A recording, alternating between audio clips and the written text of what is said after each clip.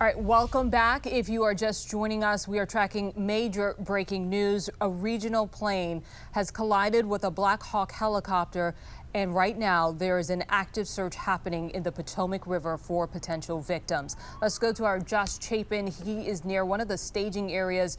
Can you give us an update on what you're seeing out there, Josh? Well, Michelle, I'm looking down at my phone as well to see if there are any fresh updates from either DC Fire, the FAA, as well as the DC Police Department from MPD. What is interesting, since we last came to you about 15 minutes ago, this staging area, I don't know if Issa can go in and show you a little bit more across the street. This staging area had, I don't know, 25, 30 fire trucks and boats and different emergency vehicles out here, and now there are very few. Maybe 4 or 5, but you see on the left side there is a boat, or there was a sort of a truck with a few lifeboats and stuff like that, that they wanted to clearly put in the water here. But this scene is not nearly as active as it was about 10 minutes ago, so we presume that this was not the best possible spot for these firefighters and different first responders and divers to go into the water. We did see some different firefighters that were running out of the water at a very quick pace, which again, maybe they were trying to put the boats in the water here, and this was not a great vantage point. But while we've been standing out here not too far from DCA, from Reagan National Airport, we have seen just the heavy emergency response vehicles going up and down this parkway here, and the number of I said to my photographer, you look at the number of boats that were being pulled, that were going down this parkway here. Clearly they're looking for a better place to launch.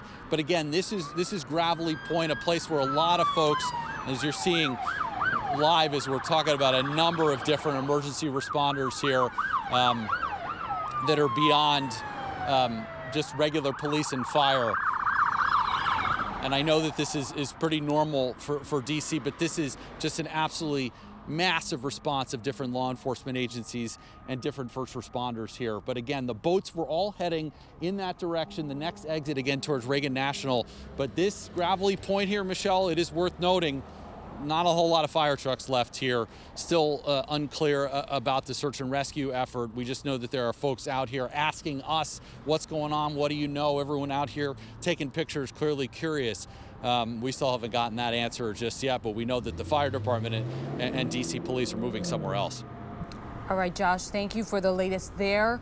The FAA just released a statement. They will lead this investigation along with the NTSB. They say this PSA Airlines regional jet collided midair with a Black Hawk helicopter, as we've been reporting. Now, Josh, thank you. We can drop that picture. What we know so far about that type of helicopter, I just pulled this up. If you're not familiar, it is a twin-engine, medium-lift utility helicopter with 4 blades.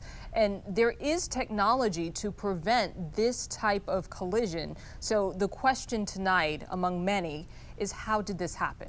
That is the question that they'll want to get to as soon as this phase, the search and rescue, is complete. But right now, that is the focus. Again, another live look. Look at the volume of flashing lights. Agencies from all over the area are responding to this this situation that is happening right now. We know our Steve Rudin has a clear line of sight to this location where this happened. Control room, let me know if he's ready to go.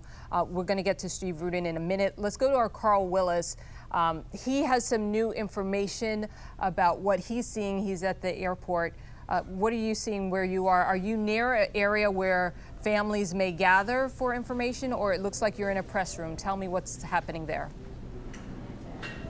Yes, Michelle, we just arrived at Washington Reagan National Airport just within the past 10-15 minutes or so. We're actually in an area where there should be briefings coming up. This is a staging area inside Terminal 1 right now. Again, we just arrived here. We were over at Gravelly Point, and we're told to come here for the latest information after this crash here. If you look out the window here, you can see of some of the emergency vehicles down the way. Right now, it's a quiet corner of the terminal, but just about a mile away. It is very chaotic out there as they work to go into a search and recovery, hopefully a rescue mission at this point. Now we're going to be standing by throughout the night, waiting and working to get you the latest information as well. But as you mentioned, what we do know, coming from the FAA, this is a PSA Airlines Bombardier regional jet that collided in midair with a Sikorsky H-60 helicopter while that plane was on approach to runway 33 here at Reagan Washington National Airport. This was right around 9 p.m. local time. Now, the FAA and the NTSB will lead the investigation right now.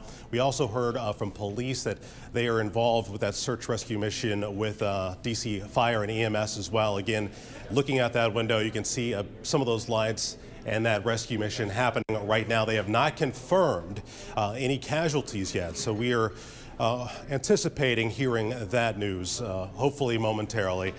Michelle, back to you. Any questions about what's happening here at the airport? So no indication just yet as to when that news conference will happen?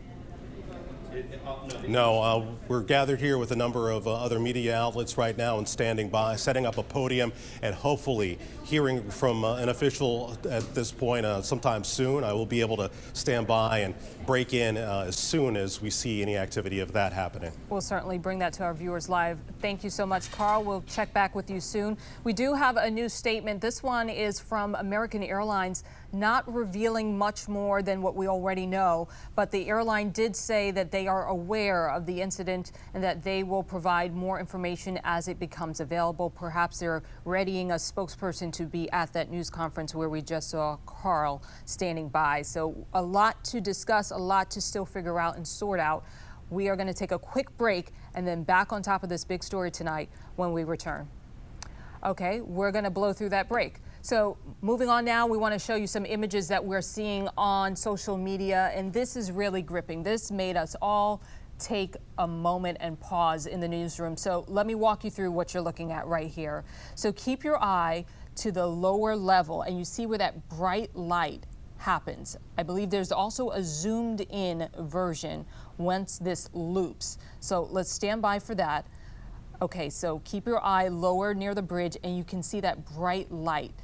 That, we understand, is the precise moment when those two aircraft collided. Here it is again. So such a loud sound we're hearing from people who live in that area, and also that bright light. You know, people have cameras all around, and it just so happened that someone was rolling when this actually happened. So this gives us some insight into where they were on the approach. We know that they were preparing for landing, but to see that image of what happened there, that image could be very helpful in the investigation. Do we have Steve now? Steve, are you there? Do we have Steve on the line? Okay, we're having some trouble connecting with Steve, and we're trying to reach Steve Rudin because he lives not far from the Potomac River and has a clear line of sight of what is going on there, so he can give us a better idea of what he's seeing. As soon as we get him on the line, we're going to go to him. Control room, let me know where you want to go from here. We're looking at live pictures right now of that search effort that is underway. So if you're just joining us tonight, this is going to be a long night. There is a lot of unanswered questions right now. And the other part of this that we haven't really touched on just yet is the human side. We know that this jet holds up to 65 passengers. We don't know exactly how many people were on board that flight, but you can imagine if you have a loved one flying in town, you're likely at the airport waiting for them. So imagine waiting for them and hearing news of this. A lot of anxious people right now in our area as we await information on what has unfolded tonight. Let's go back to our Josh Chapin. He is standing by for us. He's as close as he can get to the scene because there is such a huge police presence. Josh, do you have an update for us? Well, we can share with you, Michelle, that again, as I said a few minutes ago, the fire and emergency crews have left the area by Gravelly Point. We do see one fire truck that is staged there, but I'm gonna have Issa show you, and I don't know if you were able to capture exactly that the last time, but if Issa can go, excuse me, all the way across the Potomac River. Michelle, I think I know we're a little bit far away as you hear more different emergency vehicles just screaming by us here on the George Washington Parkway, but that different response there along the Potomac, it's hard for me to tell exactly where that is, but that response gives you a good indication of just what kind of a night it is here in and around Reagan National Airport in the district. You see some planes that are flying over, really some helicopters, I believe, at this point that are flying over. Unknown what kind of helicopters there are, but the different emergency vehicles that are lined up along the Potomac there gives you an indication of just what kind of response we're seeing in the district here. At this point, we're still not able to tell you where some of these boats have been put in the water. We're still working on that.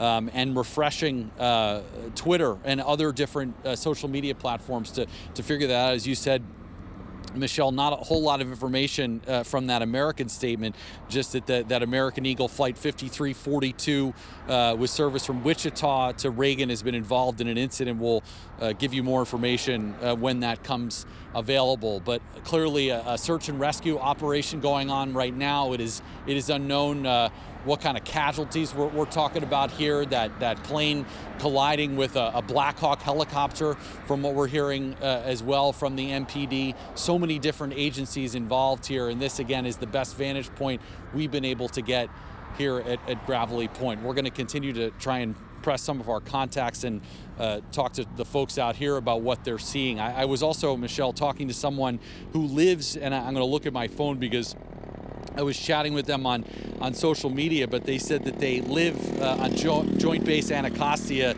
and they heard it. So, Michelle, one can only imagine what that sounded like now that we know that there was a helicopter and a plane unbelievably colliding midair. So we're going to continue to try and ask that person to get some more information for us. Michelle? Yeah, this likely disturbed a lot of folks. The sound of that bang would be significant when you consider it is a 65-passenger regional jet, and that helicopter, commonly called a Black Hawk, we understand, is a very large utility helicopter. We should also point out, we don't know how many people were on board that. Josh, thank you. We do want to show you that flight path again, and I want to pull this